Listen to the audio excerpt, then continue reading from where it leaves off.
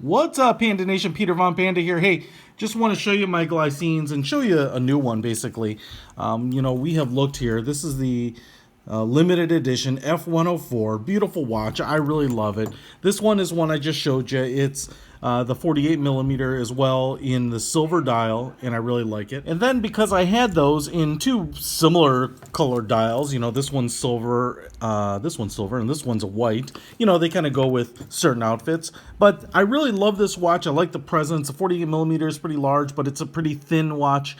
But I wanted something that had a little darker face and maybe went with some different outfits. And so, because I like these so much, it was pretty much an easy decision to buy another one just in the black dial here, and I think it looks great. It's just a straight up very black dial. It's kind of a matte finish. You can see here the F104 is ghosted in at that 6 o'clock position like it is here. It's always in a kind of a color matched lettering, raised lettering like the dial. So it's really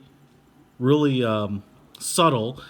To me, there's a little too much space between the F and the 104, to each his own. But there's like a whole space. It's almost like a typewriter space. I do love the fact that the date dial here, as you can see, is also color matched. So that 19 almost looks like it's part of the dial. It doesn't kind of jar you with a separate date window. And then if you look, you've got two, basically kind of a sunk dial, an outer chapter ring and an inner dial, and that are different levels. And then the Arabic numerals are all printed in Loom on that inner chapter ring, and then Loom as well on the pips on the outer chapter ring, but all minute markings. And as you can see, the second hand goes out, as they're careful about the details, to that outer chapter ring. Glycine with an applied silver and luminous logo right there, and Swiss made. I'm not going to go into all the details here, because I already did in the other review, this kind of interesting buckle-like hinge, which I think looks cool. And then even the band, I think looks cool. These are all the original bands. You can kind of see, when they do kind of a natural type of finish, and different levels of wear, that the colors start to change, which is pretty cool. And then kind of this copper color, rust colored side stitching. The rivets here are really cool too, and then glycine on the buckle. And then the ETA movement, or the ETA base movement, I should say, visible through the back here. Glycine on the rotor, 25 joules, GL 22 or 224. And then you've got this probably aluminum spacer around the movement to take up the rest of that, the rest of the case. But then all of kind of the features printed on that spacer ring, as opposed to kind of on the rim of the case itself. If you get the 40 millimeter instead of the 44, which is almost exactly the same, just obviously a smaller case, this ring is basically missing. So they just didn't need that extra space. So I think it looks great. It's in black. It's maybe a little bit more formal.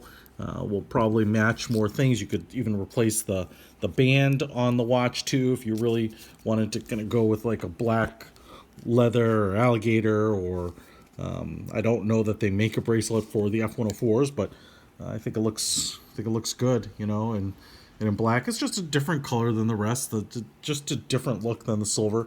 And like I said, because I enjoy wearing it, and you wear different outfits, you just want something else to kind of mix it up a little bit. So it's kind of a watch that's easy for me to buy. Now, let me give you the last reason why it's so easy to buy this watch. Is Glycine is just one of those underappreciated brands, in my opinion.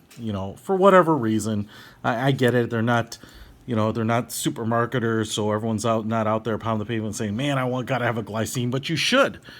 And the two that I would really hawk are like this F104, but then also their Combat Sub. I just think that's a classic looking diver style watch. And the issue with them again is, you get the ETA reliability and the movement, Swiss manufacturing, a long history behind the Glycine name. But I'll be honest, these are sold for a steal. Yeah, if you want to pay full retail price on it, I think the retail price on these two watches was like $1,100 or $1,200, and the retail on this was like $5,900 or $6,000. But they just go for pennies on the dollar. And I think it's a shame because in a lot of ways you can get these for less than your fashion brand watches, right? So this one I've seen online for about 300 bucks. This one I've seen online for about 400 bucks.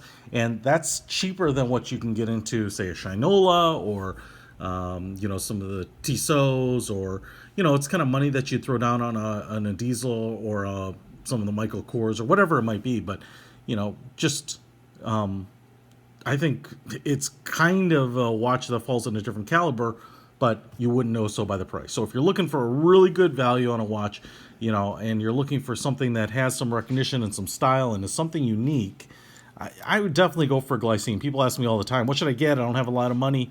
Well, hey, I'd put Glycine on that list, man. I'd put them on that list for show. So anyway, there it is. My black Glycine F104 in 48 millimeters. And again, if you don't like the size, you can get it in 40. But I like 48. Bigger's better. Ho, ho, ho, ho. Peter Von Panda out.